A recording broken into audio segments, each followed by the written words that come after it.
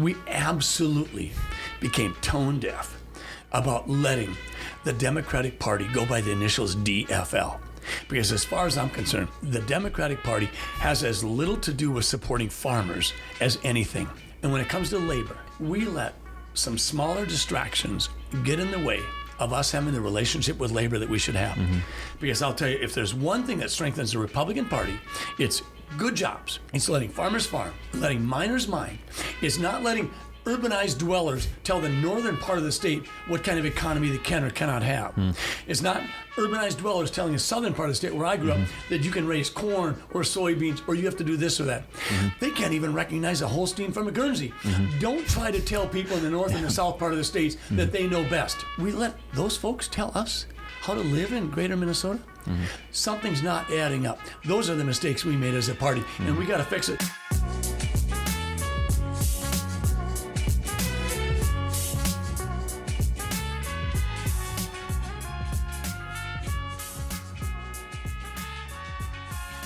Hello, everybody, and welcome to the Dr. Scott Jensen podcast. I'm Andy Schmitt here with Dr. Scott Jensen, and we're back, another podcast with a new topic that we've never talked about before. We probably should have talked about this very first, but we didn't. And so I'm going to just jump right into it.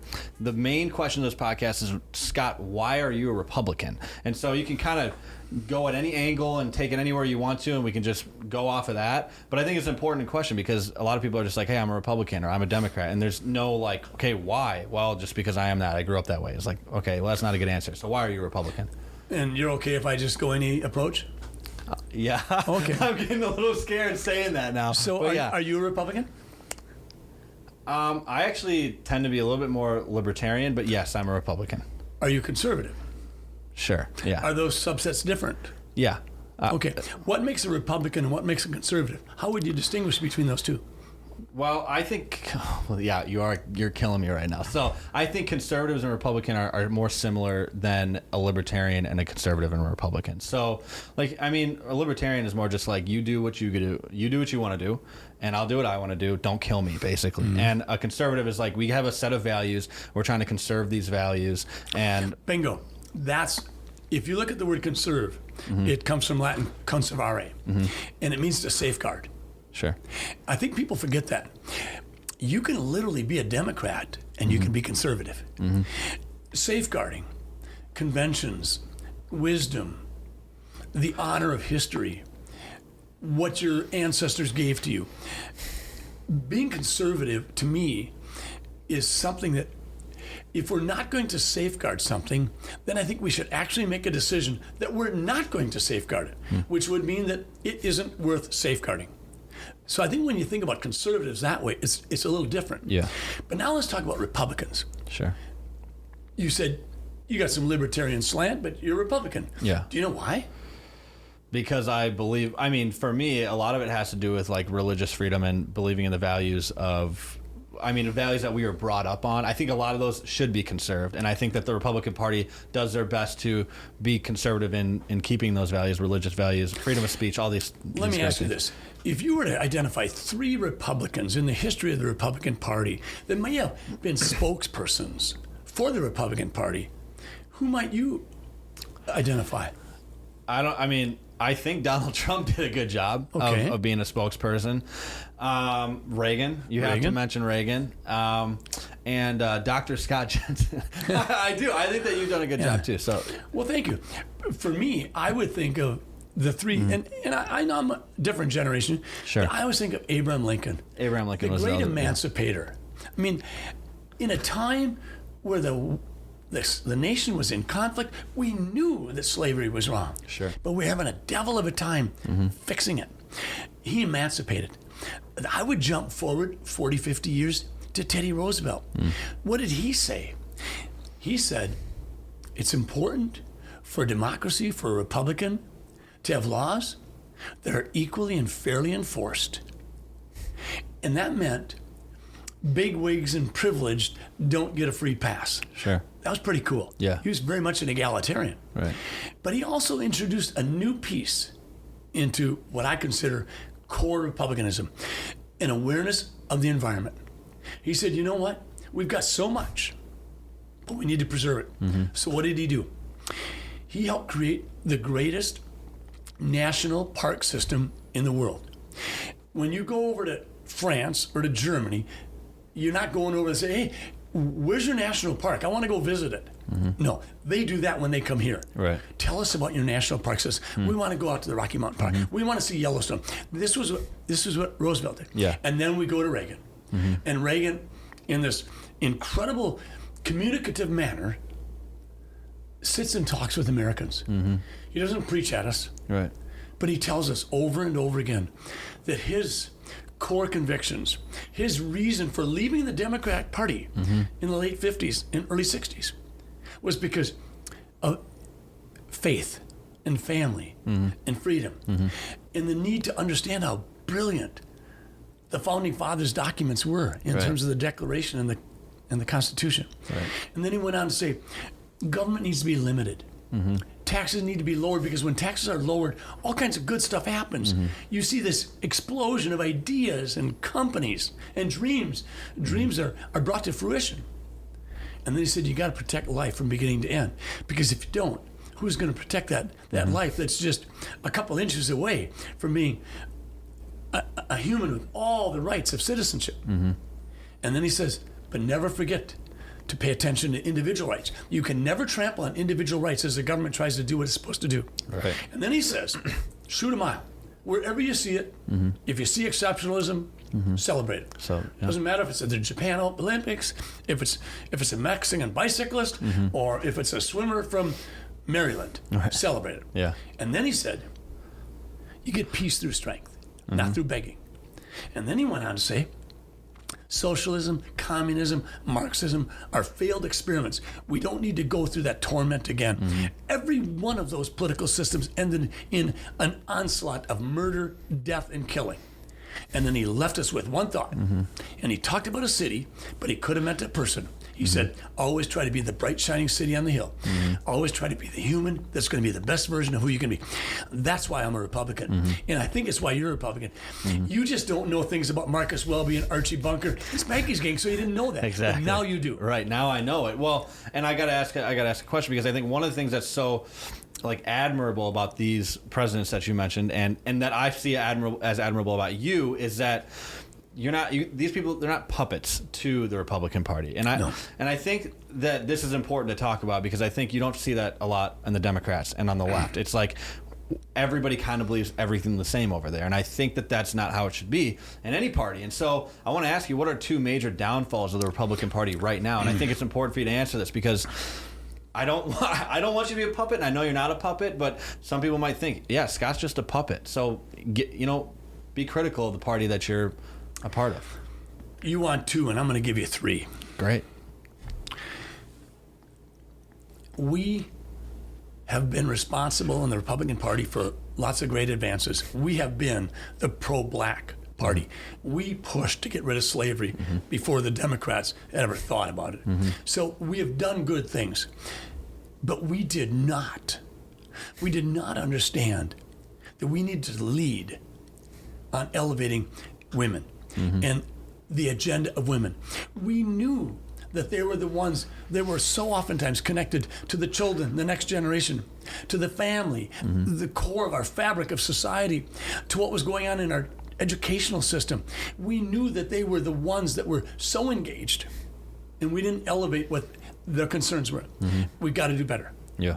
But a second one is, somehow we failed to get it, that so many minorities in our country, their ancestors came from countries that they were running from things that we seem to be moving toward. The minorities, I talked to minorities in North and South St. Paul, North and South Minneapolis, and they want limited government. They want the ability to dream dreams and pursue their dreams.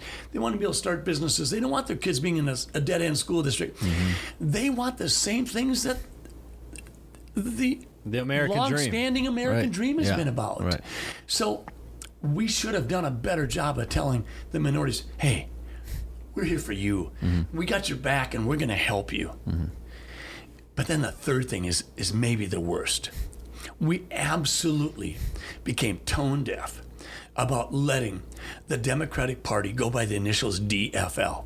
Because as far as I'm concerned, the Democratic Party has as little to do with supporting farmers as anything. The farmers are the consummate small business person. They belong with us. They are people that pay attention to inventory, cost of goods, what do they have to pay their personnel, what's the inventory doing, what's the supply chain looking like, where are they going to buy their seed. They got to look at the past, present, and future. The farmers are with us. And when it comes to labor, we let some smaller distractions get in the way of us having the relationship with labor that we should have. Because I'll tell you, if there's one thing that strengthens the Republican Party, it's good jobs. It's letting farmers farm. It's letting teachers teach. It's letting miners mine. It's not letting urbanized dwellers tell the northern part of the state what kind of economy they can or cannot have. It's not urbanized dwellers telling the southern part of the state where I grew up that you can raise corn or soybeans or you have to do this or that. They can't even recognize a Holstein from a Guernsey. Don't try to tell people in the north and the south part of the states that they know best. We have been kicking in from around the state to try to make Minneapolis and St. Paul better because they're joint property. Right. But right now, the streets of Lake City are burned.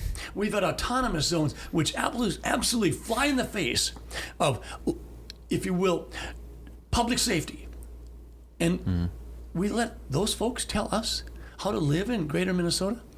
Something's not adding up. Those are the mistakes we made as a party, and we got to fix it. So as we look at what happened to MNGOP over the last couple of weeks, you know what I see? I see a tremendous opportunity. Yeah. I see a tremendous opportunity for you to articulate why you're a Republican and for me to do the same.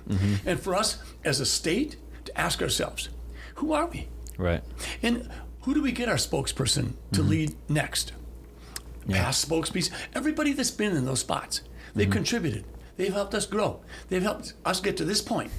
Now, who do we bring in to help create the culture of thoughtfulness, sensitivity, mindful of the future, aware of the past? That's our opportunity. Right. We can come out of this quickly.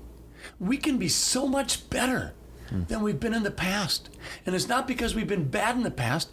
It's just that our future is bright. Yeah. When we bring the minorities and we bring the women and we bring millennials and Gen Zs and say, help us solve these problems because we haven't done so well. That's our brightest day. Yeah. Can I answer this question too? One thing that I'm frustrated with the Republican Party about. I wasn't going to do this, but you got me thinking now. And you kind of mentioned it a little bit, but I think the education system and how the left has done a great job basically infecting the public school system with leftist ideology, Marxist ideology, and socialist, and all these different things that I've seen it affect my generation, the millennials, and all these younger generations coming up who are almost being taught in some sort of way to that America's bad, that this place sucks, that there's too many things that are wrong with it. We need to just get rid of it, and start something new. And so I think from the younger person's perspective, from my perspective, it's always been frustrating. And it feels like the Republican Party has kind of just turned a blind eye to that. It's like, I don't really care about that. So I just wanted to throw that in there, and we can. Well, I've got an answer, but Andy, I'm so concerned that with your relatively stunted exposure, have you ever heard of a woman named Mary Poppins? Yes, okay, I know. Okay, I know about Mary Poppins. Okay, and so if we look at that kind of person, she was played by Julie Andrews, I think. Okay, she always said, the beginning is a very good place to start. So let's go back to the beginning of education. Why did we do it? Why did we make education compulsory? Did we make education compulsory so that we could indoctrinate the kids into this kind of thinking or that kind of thinking? No. We said we thought it was important for a nation to be literate. You got to be able to read. And we said the 3 R's are important: reading, writing, and arithmetic. That's what we started with. We lost sight of that. That's why we have education. Yeah. We didn't do it to simply put some sort of bookends on their life and they start at 5 and they finish at 16. We did it because that's how a nation leads, explores, the Thomas Edison thing, the Albert Einstein thing, the whole thing. Sure. That's why we did education. And so when we started to say, we're gonna divert from this path of foundational education, that's where we got in trouble. Yeah. And that's where we fell asleep. Yeah. we didn't think this was possible. Right. We didn't think it was possible that we could have a public education system. Take Minnesota. We were here. We're here now. We spend 50% more per student than Mississippi, and yet Black and Hispanic 4th and 8th graders in Minnesota in a reading and arithmetic score less well than the ones in Mississippi. We're literally at a point where arguably they would get a better education in Mississippi. That's not who we were. Right. We lost sight of our values, and our values were not indoctrination. Our values was a core foundational education, and when we started letting political agendas get into the mix, all of a sudden it was gone. And when that happened was exactly when this intersection between parents and teachers broke apart. And we got to get back to that. Sure. Parents have to support teachers when teachers discipline and call Johnny on the carpet in the classroom. And teachers have to support parents when parents come in and say, I have a pretty good idea that Johnny's not going to do real well in this setting, but if you did this, it might go a lot better and he might learn a lot more. Maybe instead of just all cathode ray tube for learning, maybe some hands-on industrial arts, or maybe some drafting, something else. We've got to go back to that way where we create multiple paths for kids to choose from. This idea of one size fits all, basically. And everybody go to college, exactly. and after 2 or 3 years, have $150,000 a student debt, and you don't have a clue what you're going to do. Right. We've done that to our kids. Our kids didn't do it to us. Right. I agree. So looking forward, then, how can Republicans stand their ground on important policy while also working towards unity between all parties? Because I think absolutely great question. One word: transparency. Transparency. If we have transparency as to how we think, if as we unwind this next 15 months, as we have every House member up for election, every Senate member up for election, and the governor up for election, along with the other constitutional officers, if we could get mutual buy-in from all parties involved, that we will have transparency. We will do everything we can so that Minnesotans get to know what they're buying. What does that mean? Well, we could start by debates. As soon as we have the endorsed candidates out there, let's start debating once a month. Let's have debates in small towns and big towns. Let's have live Facebook streaming, so that we don't have to have big studios with all kinds of expensive equipment in order to get it done. Let's just talk. Let's do it in Hibbing. Let's do it in Laverne. Let's go out to Wilmer and do it. Let's just say the heck with political parties. Let's just be transparent. Let Tim Walz and Scott Jensen have a discussion, and let's be respectful and kind and thankful. But let's put it all on the table. Because you know what? I think we're at a point where it really does matter, Andy. And people want that. I mean, people want to see the truth. People want to see you guys be transparent, and they're hungry for the conversation. And so we're trying to bring the conversation to the people. So last question every time. Scott, or I got to say it this way. What's good, Scott? You. Thank you. I don't know what that even means, but thank you. I don't know how many podcasts we've done, but you are getting better and better at this. Thanks. You're pushing me. You're guiding the conversation. It'll be interesting to see what you're doing in 5 to 10 years, but maybe Joe Rogan will be asking if he can be on your podcast. That would be interesting. That would be great. And I really appreciate that. Didn't expect you. We didn't plan this, anybody. Didn't plan for him to say it was me, although that would be something I'd do. Well, you're the same guy who doesn't know who Andy Mayberry is and Archie Bunker. So I still have some big problems. I still have some huge problems. Okay. Well, thank you all for listening. We'll see you guys in the next one. Make sure you like this, subscribe, follow us, follow him on Facebook. You got kicked off TikTok again, though, right?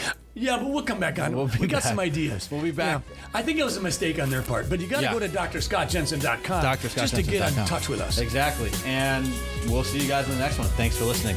Goodbye.